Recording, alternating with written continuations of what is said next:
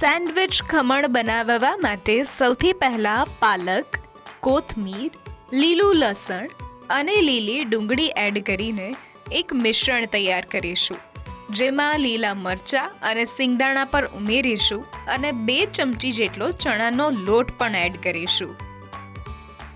સાથે થોડી ખાંડ અને મીઠું એડ કરીશું. એક કોરી ચટણી અહીંયા આપણે તૈયાર કરીએ છીએ અને ત્યારબાદ એક સ્ટફિંગ પણ તૈયાર કરીશું, જેમાં મકાઈના દાણા, મીઠું, થોડો ગરમ મસાલો અને બાફેલા બટાકા એડ કરીશું.